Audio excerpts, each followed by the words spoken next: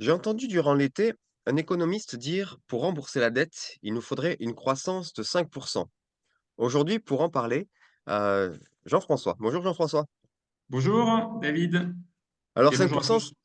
oui, 5%, c'est un chiffre qui te parle et qui me parle à moi aussi, puisque c'est celui qu'utilise Jean Covici pour, quand il dit que pour atteindre la neutralité carbone, il nous faudrait une réduction du PIB de 5% par an. Alors moi, je sais que tu n'es pas économiste, mais qu'est-ce que ça t'inspire comme réflexion, ces deux pourcentages qui sont antinomiques? Oui. Alors effectivement, Jean-Marc Jancovici, donc qui est ingénieur et spécialiste de l'énergie et du climat,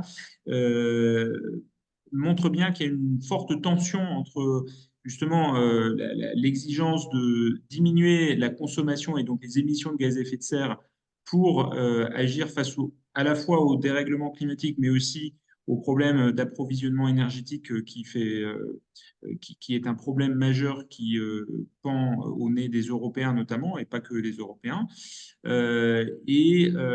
Donc, d'un côté, il y a une exigence de diminution de l'utilisation d'énergie, et donc une forme de décroissance économique, on va y revenir. Et d'un autre côté, effectivement, il y a cette injonction un peu perpétuelle dans le monde politique, notamment, pour augmenter, pour que la croissance économique reste forte pour lutter contre le chômage et contre d'autres problèmes qui sont engendrés par le fait d'avoir une faible croissance. Hmm. Voilà. Et donc, Jean-Marc Jancovici, a fait une conférence assez intéressante, je trouve, qui s'intitule CO2 ou PIB, il faut choisir, conférence à Sciences Po, qu'on trouve en accès libre sur YouTube et qui fait un peu je dirais, c'est un cours en fait qui dure une heure, environ une heure, suivi de questions-réponses, qui a plus de 2 ou 3 millions de vues. La dernière fois que j'ai regardé, c'était 2 ou 3 millions de vues sur YouTube.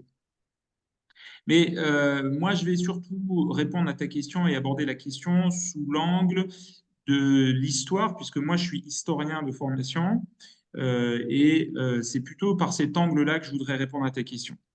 Alors, je commencerai par dire que le développement économique, qui est tout à fait exceptionnel dans l'histoire humaine au cours des 2 derniers siècles, donc 19e et 20e siècle, voilà, et qui continue bien sûr au début du 21e siècle, ce développement économique des 2 derniers siècles, il a été essentiellement basé sur l'exploitation des énergies fossiles et la révolution industrielle.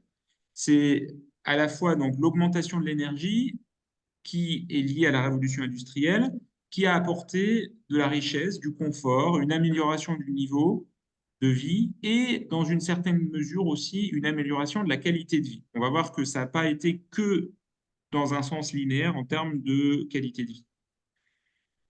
Donc, ce développement économique, il a donc entraîné une amélioration de la vie humaine, mais il a en même temps conduit à une transformation accrue de l'environnement.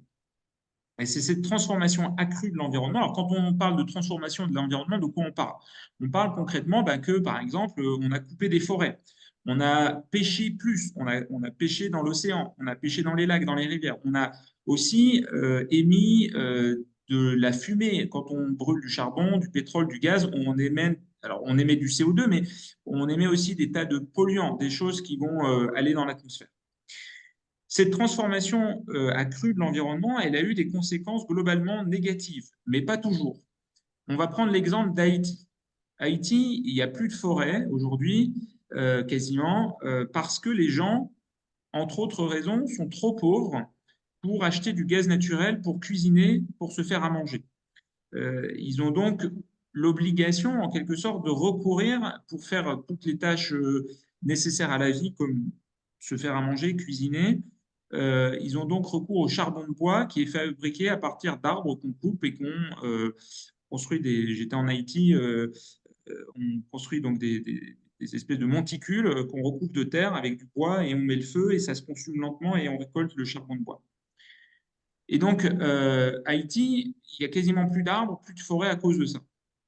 Alors que juste à côté, sur la même île, l'île d'Hispaniola, il y a la République dominicaine qui est toute voisine, donc il y a une frontière, Et là, la République dominicaine, elle est couverte de forêts. Il y a plus de 30% de forêts en République dominicaine.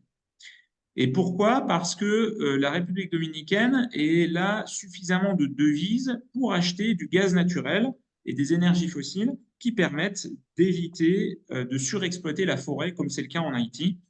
Et c'est pour ça aussi, par exemple, qu'en France, la forêt a regagné aussi du terrain depuis 1800, qui est à peu près l'époque de la Révolution française, c'est à peu près l'époque où il y a eu le moins de forêts en superficie en France. Pourquoi? Parce que depuis 1800, en France, on a pu exploiter du charbon, du pétrole et du gaz naturel. Et c'est cette utilisation de charbon, de pétrole, de gaz naturel notamment qui a permis de limiter l'utilisation du bois, puisque avant la Révolution française, enfin avant la Révolution industrielle plutôt, le bois servait à la fois de matériau de construction, de bois de chauffage, et il a pu être remplacé de façon de plus en plus importante par de l'acier, du ciment et aussi même récemment du plastique. Et souvent, donc, le développement économique permet aux pays qui se sont enrichis avec l'industrialisation de nettoyer et d'améliorer leur environnement, par exemple en exportant les déchets dans les pays pauvres ou en achetant de l'équipement pour faire ce qu'on appelle la conservation de la nature, c'est-à-dire prendre soin de la nature, par exemple en payant des associations comme Arocha pour œuvrer, pour gérer et mieux œuvrer dans le sens de la protection de l'environnement. Alors, à l'inverse, réduire notre empreinte écologique implique de réduire notre consommation de matières premières ou transformées. C'est ce qui conduit à une forme de décroissance, entre guillemets. Car on ne peut pas découpler le PIB, c'est-à-dire le PIB, c'est le produit intérieur brut, c'est ce qui mesure la transformation physique du monde par la création de richesses. On ne peut pas découpler ce PIB d'avec les émissions de gaz à effet de serre, donc notamment le CO2. Donc là, je vous renvoie à l'argumentation de la conférence de Jean Covici à Sciences Po que j'ai évoquée précédemment. On ne sait pas vraiment faire, contrairement à ce qu'on peut peut-être entendre dans certains médias, etc., on n'arrive pas aujourd'hui à faire vraiment de la croissance verte, c'est-à-dire une croissance qui augmente la production économique, mais qui en même temps ne soit totalement respectueuse de l'environnement. Pour la même raison, il n'y a pas de développement véritablement durable. Quand on parle de développement durable, beaucoup d'écologistes disent que c'est une vaste plaisanterie parce qu'en réalité, il n'y a pas de développement durable. On ne peut pas se développer indéfiniment de façon donc durable parce qu'au bout d'un moment, on va forcément se heurter à des limites. C'est ce qu'a par exemple bien démontré le rapport du Club de Rome dans les années 70 qui montrait à quel point, quand on continuait à développer les niveaux de pollution, les niveaux d'extraction de matières premières, les niveaux d'extraction de bois ou d'autres choses, on allait forcément arriver à un moment où ça ne pouvait pas continuer.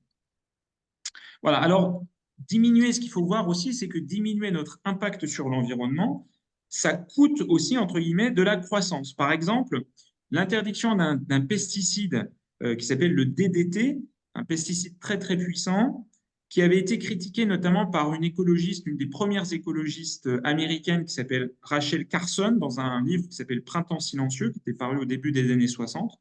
Dans ce livre, elle dénonçait le fait, les ravages produits par les pesticides, parce que le problème des pesticides comme le DDT, en particulier le DDT, qui était extrêmement puissant, extrêmement efficace, le problème de ce pesticide, alors côté positif de ce pesticide, c'est que ça permettait d'augmenter la production, en tout cas à court terme, ça permettait d'augmenter la production de céréales, par exemple, parce que en tuant tous les ravageurs des céréales, ben, ça permettait d'augmenter la production. Le problème de ce DDT, c'est qu'il polluait à long terme les endroits où il était aspergé, il tuait de façon indiscriminée tous les insectes, etc. Et indirectement les oiseaux aussi, puisque les oiseaux mangeaient les insectes qui étaient contaminés par le DDT et mouraient, d'où le titre Printemps silencieux, pour expliquer que il y avait plus, bientôt il y aurait plus d'oiseaux, on n'entendrait plus les oiseaux dans les campagnes parce qu'ils mourraient à cause du DDT. Alors ça, c'était dans les années 60. Alors, suite à ce livre, il y a eu une vague d'interdiction de l'utilisation, de la production du DDT heureusement, dans un certain sens, parce que ça a limité les dégâts causés par ce pesticide. Il y a d'autres pesticides qui sont un peu moins mauvais, peut-être, qui ont remplacé le DDT. Moralité, il y a 30% d'oiseaux en moins en 30 ans et la courbe continue à s'accélérer dans nos pays.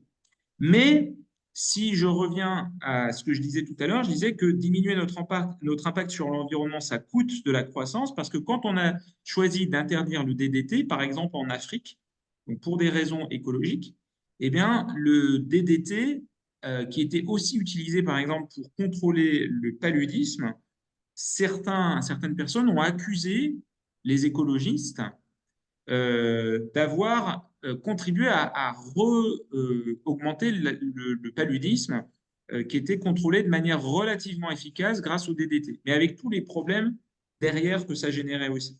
Et donc, certaines personnes, certains chercheurs, par exemple, accusent les écologistes, si je résume, si je simplifie un petit peu, d'avoir indirectement nui au développement de nombreux pays d'Afrique en interdisant le DDT, par exemple, qui contribuait à nuire aux populations parce que ça permettait moins facilement de contrôler le paludisme. Alors, il y a donc bien, de mon point de vue, une opposition frontale entre croissance économique et écologie. Donc, effectivement, comme tu le soulignais au début de ton exposé, de ta question plus exactement, il me paraît impossible d'imaginer une croissance de 5% par an euh, et en même temps concilier les impératifs écologiques que rappelle, par exemple, Jean-Marc Jancovici, mais il y en a beaucoup d'autres. Alors, en tant qu'historien, c'est intéressant de comprendre que cette relation entre développement et environnement, elle suit en gros trois phases distinctes qui se suivent chronologiquement et successives, ça peut conduire à des contresens. Par exemple, il y a beaucoup de personnes qui pensent que il faut d'abord se préoccuper de développement économique pour ensuite pouvoir mieux protéger son environnement. C'est en partie vrai, mais c'est seulement en partie vrai quand on considère les premières étapes dont on va parler. Mais on va voir que c'est un petit peu plus compliqué. Ça se complique un petit peu dans les dernières décennies. Alors, je dirais, si je résume ces trois étapes, il y en a trois. La première étape, c'est l'arrivée des énergies fossiles qui a permis, par exemple en Europe et puis maintenant un peu partout dans le monde, qui a permis un développement économique sans précédent qui a fortement impacté l'environnement dans les lieux où ce développement avait lieu. Par exemple, en Grande-Bretagne, puis dans toute l'Europe au XIXe siècle. Donc, transformations diverses, déforestation, pollution des sols, de l'air, de l'eau et artificialisation, etc.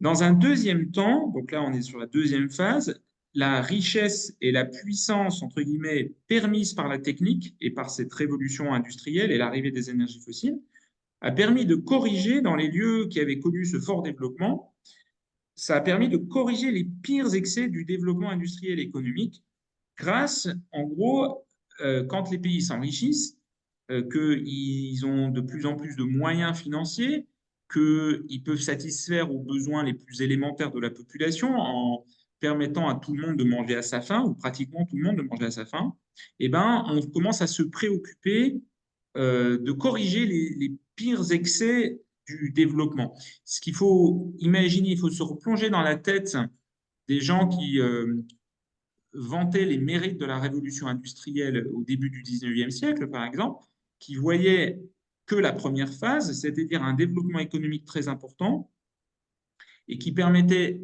à des tas de gens d'avoir des emplois mieux rémunérés, d'avoir une amélioration du confort de vie, une amélioration de l'espérance de vie. On se représente souvent la révolution industrielle comme un lieu, par exemple, le travail dans les mines, dans les usines, etc., comme étant extrêmement difficile. Mais en même temps, l'espérance de vie tout au long du 19e siècle n'a pas arrêté d'augmenter. Et finalement, c'était pas souvent les gens qui travaillaient dans les usines avaient une espérance de vie plus importante que ceux qui travaillaient par exemple à la campagne dans des conditions souvent bien plus difficiles en fait. Donc, quand la société atteint un certain niveau de richesse, on commence à passer des lois pour corriger les pires excès du développement. Donc, on commence à dire les usines, il faut qu'elles s'éloignent un petit peu, il faut qu'on mette des filtres pour éviter la pollution, etc. Et donc, beaucoup des pays comme par exemple la France ont vu leur environnement, par certains côtés, s'améliorer tout au long du 19e et du 20e siècle. Euh, enfin, il y a eu plusieurs phases. Au début, ça se dégrade, et puis ensuite, ça s'améliore parce que on devient plus riche et on peut aussi exporter une partie des déchets dans d'autres pays. Par exemple, aujourd'hui, beaucoup de nos déchets les plus polluants sont exportés au Bangladesh ou dans des pays d'Afrique. Voilà. Et ça a donné l'illusion que on pouvait à la fois se développer et protéger son environnement en même temps. Et donc, c'est un petit peu la philosophie de beaucoup de pays d'Afrique ou d'Asie qui se sont dit, bah, on va faire comme les Européens et on va d'abord s'enrichir, puis après on va s'occuper de notre environnement. Et donc, si je reviens à l'exemple de l'Europe, il y a beaucoup de villes européennes aujourd'hui qui sont moins polluées qu'il y a 50 ans. Il y a aussi certaines rivières qui sont en partie maintenant nettoyées. Les forêts ont gagné de la superficie par rapport à il y a 200 ans, etc. Mais souvent, c'est quand même une illusion d'optique, puisque dans de nombreux cas, la pollution est exportée donc des lieux de production de nos produits manufacturés. Par exemple, en Chine, en Asie du Sud-Est, etc. Donc, par exemple, à un moment donné, on se dit que produire des chaussures de sport, par exemple, en Europe, c'est un peu trop polluant, parce qu'il faut tanner le cuir, etc., etc. Tout ça, ça sent pas très bon, ça crée des, des- des- de la pollution, etc. Donc, on se dit, bah, c'est plus économique d'aller faire ça en Chine.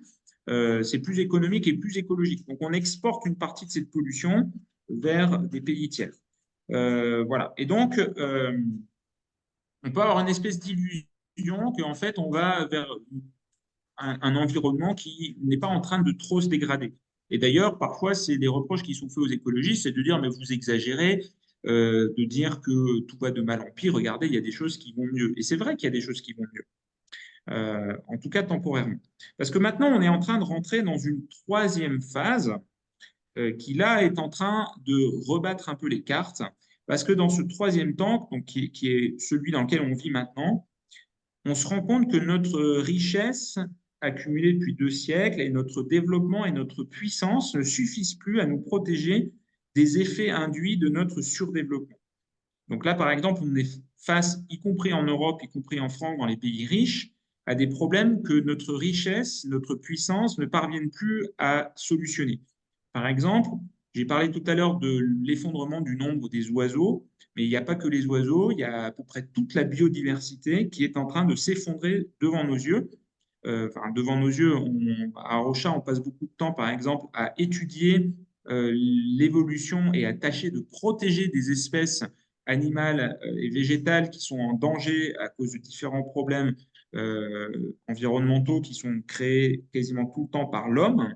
Et donc, on essaie de protéger ces espèces, mais c'est très difficile face à ce qui ressemble à un espèce de rouleau compresseur de la puissance économique, justement, qui continue à se développer. Voilà. Donc, même dans nos pays, les effets délétères du surdéveloppement ne peuvent plus être cachés et amènent à une profonde remise en cause de nos modèles de société. Et c'est que le début, parce qu'on voit bien que dans les pays du Sud, par exemple, les crises écologiques qui s'accentuent progressivement risquent de renverser les acquis apportés par l'aide au développement, déjà et de plus en plus dans un futur assez proche. Par exemple, pour la raison pour laquelle on s'est associé à Rocha, on s'est associé depuis 2 ans avec l'organisation humanitaire Le Sel, que beaucoup d'entre vous connaissent probablement, qui est une association donc, qui aide pour l'aide au développement, qui lutte contre la pauvreté dans les pays pauvres, notamment en Afrique et dans d'autres pays, et qui essaie de lutter justement contre les effets de plus en plus perceptibles du dérèglement climatique qui viennent complètement, progressivement annihiler les efforts faits pour le développement de ces pays. Alors, j'ai presque fini, je te rassure, euh, de nombreuses voix qui ont souhaité promouvoir le développement et la sortie de la pauvreté des pays du Sud Quand je dis de nombreuses voix, je veux parler de plusieurs chercheurs. Euh, on- il y a plusieurs chercheurs ou scientifiques ou universitaires qui ont accusé les écologistes d'être en fait des empêcheurs de développer en rond et qui accusent, j'ai fait allusion par exemple au problème du DDT dans les années passées, qui accusent en fait les écologistes d'essayer d'empêcher les pays pauvres de se développer. Par exemple, c'est le cas d'une géographe qui est spécialiste des questions de développement, qui s'appelle Sylvie Brunet, qui était pendant assez longtemps à Montpellier, qui je crois aujourd'hui est à Paris, qui l'amène à prendre des positions euh, qui m'attriste dans la mesure où, même si je comprends tout à fait sa cause dans le sens de vouloir aider les pays pauvres à continuer à se développer, l'amène à prendre des positions, par exemple, sur le changement climatique, à refuser le fait que, contre toute évidence, le changement climatique est dû aux activités humaines. Voilà, alors pour résumer tout ce que je viens de dire de façon un peu longue, je dirais dans un premier temps, pour faire sortir les gens de la pauvreté, notamment dans les pays du Sud, il peut être tentant de promouvoir un modèle de développement occidental qui repose sur les énergies fossiles.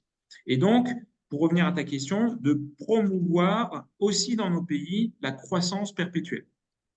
Mais les bénéfices de ce développement vont être profondément atténués et remis en cause par les effets notamment du changement climatique et d'autres problèmes environnementaux qui sont générés par le développement, qui encore une fois ne peut pas être perpétuel parce que ben, la Terre, elle est finie au sens de la finitude, c'est-à-dire qu'elle elle ne peut pas continuer à extraire de plus en plus de choses de la Terre. On ne peut pas continuer à artificialiser de plus en plus de sols, à polluer de plus en plus en rejetant de plus en plus de plastique dans les rivières, dans les océans, etc. Parce que ce développement est devenu source de maladies émergentes, d'appauvrissement, etc. Et à l'inverse, prendre soin de l'environnement local, limiter la déforestation, par exemple, a certainement de nombreux effets bénéfiques, par exemple une meilleure santé physique et environnementale. Voilà. Alors, c'est en condensé, si tu veux, mes réflexions sur cette question de la tension qui existe entre environnement et développement, qui est bien résumée par ta petite introduction sous forme de questions au début de notre entretien. Ça marche. Il faudra que tu reviennes parce que ça m'amène d'autres questions, notamment justement sur est-ce qu'on va devoir vivre un retour au XVIIIe siècle si on se sépare de ces énergies ultra productives. En tout cas, merci pour le temps et la préparation que tu as mis pour ce petit entretien et à très bientôt, Jean-François. Merci David, à bientôt.